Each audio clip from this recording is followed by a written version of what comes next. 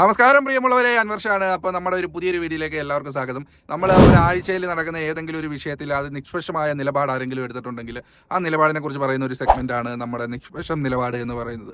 അപ്പോൾ ആദ്യമായിട്ട് ഞാൻ കൊണ്ടുവന്നേക്കുന്നത് മറ്റാരെയല്ല, നമ്മുടെ ശാന്തിവിള ദിനേശേട്ടൻ്റെ ഒരു വീഡിയോ ആണ് ഞാൻ നിഷ്പക്ഷം നിലപാട് ആദ്യമായിട്ട് കൊണ്ടുവന്നേക്കുന്നത്. അത് മറ്റൊന്നുമല്ല, നമ്മുടെ മണിയമ്പിള്ള രാജു വണ്ടി ഇടിച്ചിട്ട് നിർത്താതെ പോയ കേസിൽ ഈ ശാന്തിവിള ദിനേശേട്ടൻ്റെ ഭാഗത്ത് നിന്ന് ഒരു പ്രതികരണം ഞാൻ കാണാനിടയായി. അപ്പോൾ അത് കണ്ടപ്പം എന്തുകൊണ്ടും നമ്മുടെ വീഡിയോയ്ക്ക് ആപ്റ്റാണ് എന്ന് എനിക്ക് തോന്നി. അതുകൊണ്ട് ഇന്നത്തെ നമ്മുടെ ടോപ്പിക്ക് അതാണ്. അപ്പം ആ വീഡിയോ നിങ്ങളുമായിട്ട് ഞാൻ പങ്കുവെക്കുകയാണ്. അവസാനം വരെ കാണുക. എല്ലാവരും നമ്മളെ ഒന്ന് സപ്പോർട്ട് ചെയ്യാൻ വേണ്ടി ചാനൽ സബ്സ്ക്രൈബ് ചെയ്യുന്ന കാര്യം പരിഗണിക്കുക. ഫേസ്ബുക്കിൽ കാണുന്ന ഒരു പേജ് ഒന്ന് ഫോളോ ചെയ്യുക. കൂടാതെ ലൈക്കും ഷെയറും കമൻറ്റും ഹൈപ്പും ഒക്കെ നൽകി നമ്മളെ മാക്സിമം സപ്പോർട്ട് ചെയ്യുക. അപ്പോൾ നമുക്ക് നേരെ വീഡിയോയിലേക്ക് പോകാം. അപ്പോൾ നമ്മൾ ഫുൾ ലെങ്തായിട്ട് അങ്ങ് പറയുകയാണ്, ഇടയ്ക്ക് കയറി ഒന്നും പറയുന്നില്ല. ശാന്തിവിള ദിനേശേട്ടന് എന്താണ് പറയുന്നതെന്ന് കേട്ടതിന് ശേഷം നമുക്ക് ബാക്കി സംസാരിക്കാം. സിനിമാക്കാരുടെ കാര്യം. എന്നാൽ ഇതറിയാവുന്ന സിനിമാക്കാർ അല്പം മാനമര്യാദയും നിയമവും പാലിക്കണ്ടേ എന്ന് ചോദിച്ചാൽ പാലിക്കില്ല. നമുക്ക് രണ്ട് കൊമ്പുണ്ട് എന്നുള്ള രീതിയിലേ നടക്കും. എന്താണ് അതിൻ്റെ മാനദണ്ഡമെന്ന് എനിക്ക് മനസ്സിലാവുന്നില്ല. ഇപ്പോൾ കേരളത്തിൽ എവിടെ നോക്കിയാലും ക്യാമറയും ഒളി ക്യാമറയും ഒക്കെ ഉള്ള കാലമാണ്. ഈ ബോധമെങ്കിലും സിനിമാക്കാർക്ക് വേണ്ടേ എന്നാണ് ഞാൻ ആലോചിക്കുന്നത്. നമ്മൾ എന്താ പറയുക, കുറച്ച് സ്വയം നിയന്ത്രിക്കുന്നത് നല്ലതാണെന്ന് പറയും എല്ലാ കാര്യത്തിലും.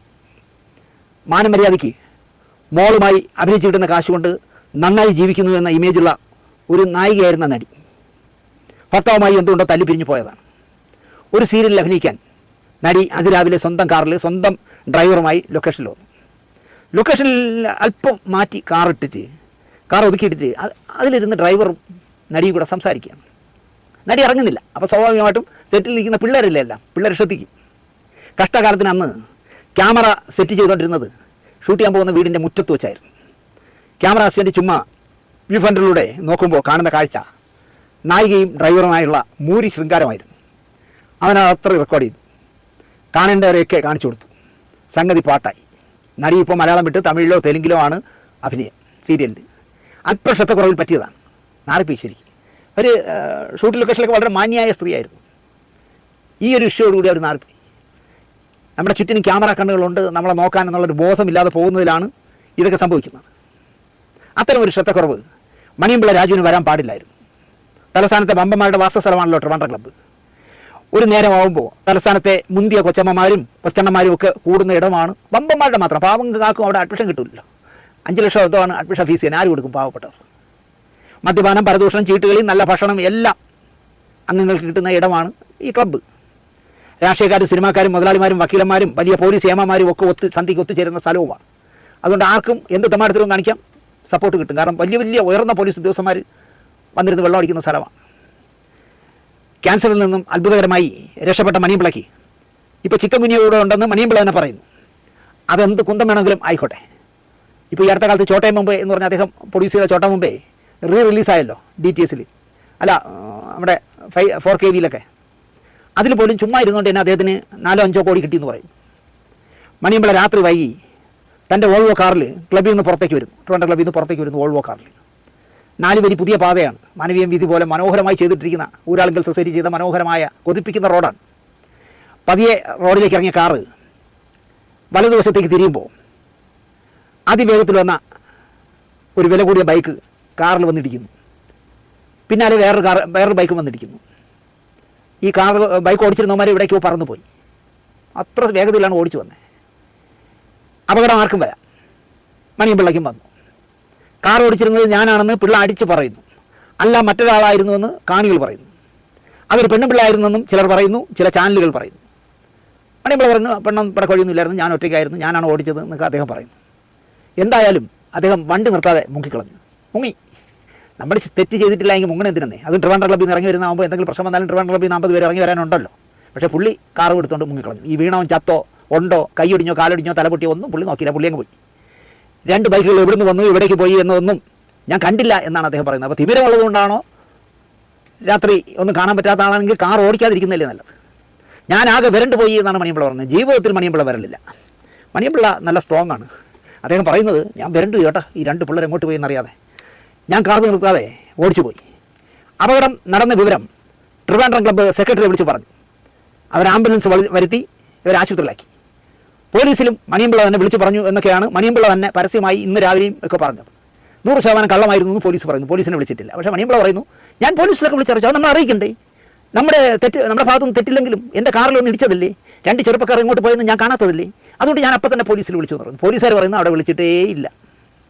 പുട്ടിന് പീരീഡ് പോലെ ഇടയ്ക്കിടെ ഞാൻ ക്യാൻസർ രോഗിയാണ്, ഇപ്പം ചിക്കൻ കുഞ്ഞിയെ കൂടെ ഉണ്ട്, പക്ഷേ പകരുന്നതല്ല, ചിക്കൻ കുഞ്ഞിയെ എന്നൊക്കെ ഉള്ള തമാശ പോലെയൊക്കെ വച്ചടിക്കുന്നുണ്ട്, പക്ഷേ ആരും ചിരിക്കുന്നില്ല. തെറ്റ് നമ്മുടെ ഭാഗത്തായാലും അപകടത്തിൽപ്പെട്ടവരുടെ ഭാഗത്തു നിന്നായാലും പെട്ടെന്ന് അവരെ എടുത്ത് കാർ കയറ്റി ആശുപത്രിയിൽ എത്തിക്കേണ്ടതാണ് സാമാന്യ മര്യാദ. പക്ഷേ മണിയമ്പിള്ള അത് കാണിച്ചില്ല. അപകടം നടന്നതോടെ മണിയമ്പിള്ളയുടെ ഫോൺ ഓഫായി. അതും അറിയാതെ സംഭവിച്ചെന്നായിരിക്കും പുള്ളി പറയുന്നത്. പുള്ളി ഓഫ് ചെയ്തു ഫോണ്. പിറ്റേ ദിവസം ഇന്നലെ രാവിലെ ഓണായി. അതും ശരിയല്ല എന്നാണ് ഞാൻ പറയുന്നത്. ഒരു ആക്സിഡൻറ്റ് സംഭവിച്ചിട്ട് പ്രതിയാവട്ടെ വാദിയാവട്ടെ ഫോൺ ഓഫ് ചെയ്ത് വെച്ചിട്ട് രാത്രി സുഖമായി പോയി കിടന്നുറങ്ങിയിട്ട് രാവിലെ ഓണാവുന്നതും ശരിയല്ല. വീട്ടിൽ പോലീസ് എത്തുമ്പോൾ വീട് പൂട്ടിയിട്ടിരിക്കുന്നു. അപ്പോൾ വീട്ടിലും ഇല്ല, മണിയമ്പിള്ളയില്ല, ഭാര്യയില്ല, കാർ വഴിയിലൂടെ ഇട്ടിരുന്നു. മദ്യപാനിയായിരുന്നു ഞാൻ, ഇപ്പോഴില്ല എന്ന് പിള്ള പറയുന്നു. ഇന്നലെ കയ്യിൽ കിട്ടിയാൽ പോലീസുകാർ മദ്യപിച്ചോ എന്ന ടെസ്റ്റ് നടത്തുമെന്ന് ഭയന്നാണ് പിള്ള മുങ്ങിയതും ഫോൺ ഓഫാക്കിയത് എന്ന് ആരെങ്കിലും പറഞ്ഞാൽ അവരെ കുറ്റം പറയാനാവില്ല മണിയമ്പിള്ള. ഇവിടെ ഒരു പത്രക്കാരനെ കാർ ഇടിച്ച് കൊന്നിട്ട് കുറച്ച് നാളല്ലേ ഉള്ളൂ, 2-3 വർഷമല്ലേ ഉള്ളൂ. അത് കാർ ഓടിച്ചെന്ന് ആഴ്ചപ്പിരുന്ന ഒരു IAS കാരൻ, കൂടെ ഒരു സ്റ്റെപ്പിനി പെണ്ണും, മ്യൂസിയത്തിൻ്റെ അവിടെ ഇട്ട് ഇടിച്ച് തെറിപ്പിച്ച് മ്യൂസിയത്തിൻ്റെ മതിലിൽ തേച്ച് നിർത്തി മരിച്ചു. മാധ്യമത്തിൻ്റെ എന്തോ പത്രക്കാരനായിരുന്നു. ഇതൊന്നും അന്വേഷിക്കാൻ ഇവിടുത്തെ പത്രക്കാരന് ബാധ്യതയില്ല. രാവിലെ മണിയമ്പിള്ള സ്റ്റേഷനിൽ ഹാജരായതറിഞ്ഞ് മണിയമ്പിള്ള രാജു അറസ്റ്റിലെന്ന് വാർത്ത കൊടുക്കാൻ പത്രക്കാർക്ക് ഒരു മടിയുമില്ല. ഈ അറസ്റ്റ് എന്നുള്ള വാർത്ത കൊടുക്കാനാണ് അവർക്ക് എപ്പോഴും ഇഷ്ടം. പോലീസ് സ്റ്റേഷനിൽ പിള്ള വന്നത് വക്കീലും ഒരു സംഘം തൻ്റെ ഉന്നത പിടിപാടുള്ള സുഹൃത്തുക്കളുമായിട്ടായിരുന്നു. ആ സുഹൃത്തുക്കളൊക്കെ എനിക്കറിയാം, എല്ലാം വമ്പന്മാരാണ്, പണച്ചാക്കുകളാണ്. അവരുമായിട്ടാണ് ഈ ടൂർ പോകും പോലെ ഇദ്ദേഹം വന്നത്, മണിയമ്പിള്ള പോലീസ് സ്റ്റേഷനിലേക്ക് വന്നത്. ആക്സിഡൻറ്റിൽപ്പെട്ട 2 പിള്ളേരും ഇതുപോലെ പിടിപാടുള്ളവരല്ലെങ്കിൽ കേസ് തീർച്ചയായും പൊളിഞ്ഞു പോകും. മണിയമ്പിള്ള നിരപരാധിയാവും. ഫോൺ ഓഫ് ചെയ്തതോ കാർ ഒളിപ്പിച്ചതോ വീട് പൂട്ടിയിട്ടതോ ഒന്നും ഒരു പ്രശ്നമാവില്ല. അതുകൊണ്ട് ആക്സിഡൻ്റായി കിടക്കുന്ന പിള്ളേർ ജാഗ്രത എന്ന് ഞാൻ പറയും. എൻ്റെ നല്ല അടുപ്പക്കാരനാണ് മണിയമ്പിള്ള രാജു. എൻ്റെ ഇപ്പോഴത്തെ ഏറ്റവും വലിയ പ്രശ്നം അതാണെന്ന്, ശത്രുക്കളുടെ എണ്ണം കൂടിക്കൊണ്ടേയിരിക്കും. രാജുചേട്ടൻ എവിടെ വെച്ച് കണ്ടാലും നിങ്ങളിപ്പോൾ എന്ത് പാട്ട് അയക്കാത്തേ എന്നൊക്കെ ചോദിക്കും. ഞാൻ അയക്കുന്ന പാട്ട് ആസ്വദിച്ച് കേൾക്കുന്ന ആളാണ്. എവിടെ വെച്ച് കണ്ടാലും ഒരുപാട് നേരം സംസാരിക്കും. പക്ഷേ തെറ്റെന്ന് പറയാതിരിക്കാൻ പറ്റില്ല.